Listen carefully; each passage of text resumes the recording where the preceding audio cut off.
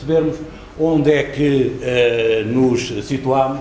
Nós temos aqui assim à nossa frente o mapa da África e Portugal e temos as distâncias que vão de Lisboa a Bissau, na Guiné, a Luanda, em Angola e depois ao norte de Moçambique. De Lisboa a Bissau são cerca de 3.000 km, de Lisboa a Luanda são cerca de 8.500 e de Lisboa depois a Moçambique são cerca de 13.000 km. Este mapa tem importância em termos militares e da guerra colonial, porquê?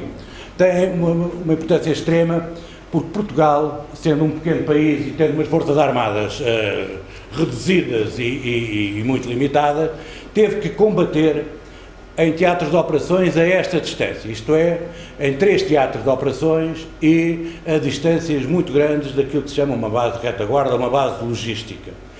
Isto implicou a montagem de sistemas de transportes muito complexos, também muito caros, porque todo o movimento tinha que ser feito e foi feito inicialmente por transporte marítimo e depois mais tarde, como sabem, através de transportes militares, quando a Força Aérea Portuguesa adquiriu aviões pesados de transporte, mas isto representa, de facto, quase uma impossibilidade material de sustentar uma guerra a longo prazo. E daí que se possa começar a antever aquilo que por um lado era a insanidade e por outro lado, basicamente, a insensatez de prolongar uma guerra deste tipo por um prazo muito longo, porque isto é inviável, quer dizer, nem Portugal tinha recursos para o fazer, nem sequer isto era possível em termos materiais,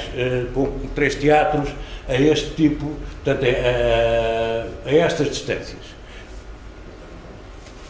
Passamos então agora aqui assim, agora temos à nossa frente o mapa de Angola.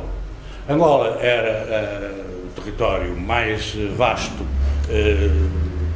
entre as colónias portuguesas, é um território praticamente quadrangular e a guerra vai começar onde? Ela vai começar junto à fronteira do Congo.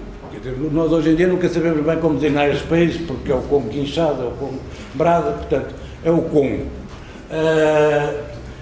Esta zona que eu falei há pouco, onde começa a guerra, é a zona dos Dembos, é esta zona aqui assim do norte, é uma zona de floresta tropical, de floresta muito densa, é uma zona muito montanhosa e muito difícil. Para ficarem com a ideia, a grande zona produtora do café, era a zona das grandes fazendas do café. Como sabem, o café dá-se em zonas de floresta, que são depois desflorestadas para que os cafés produzam o fruto na sombra e na umidade. Depois esta guerra vai-se desenvolver, tanto nesta direção de Malange, e depois vai-se desenvolver na direção do leste.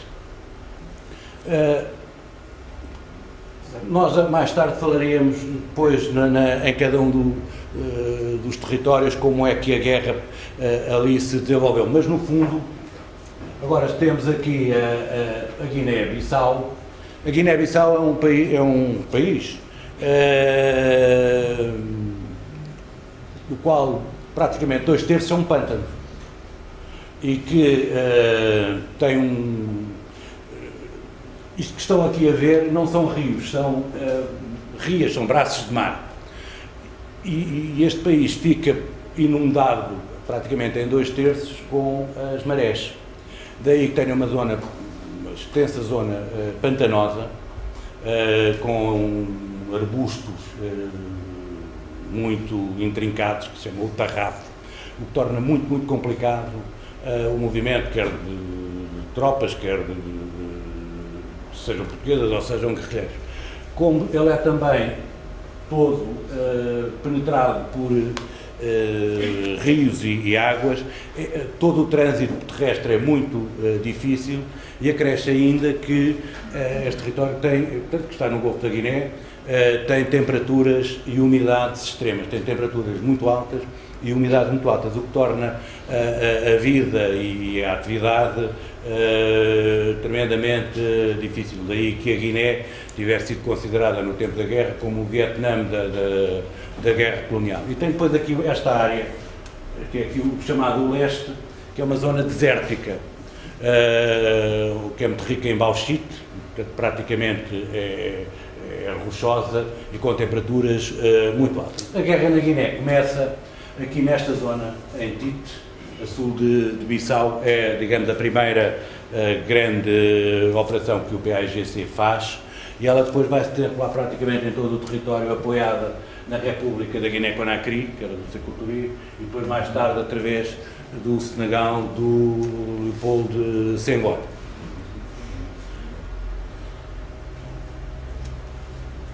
Depois agora temos aqui Moçambique.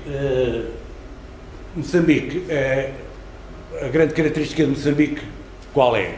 É a grande extensão longitudinal entre Lourenço Marques e, digamos, lá em cima o rio Rovuma, é quase a mesma distância de Lisboa a Berlim.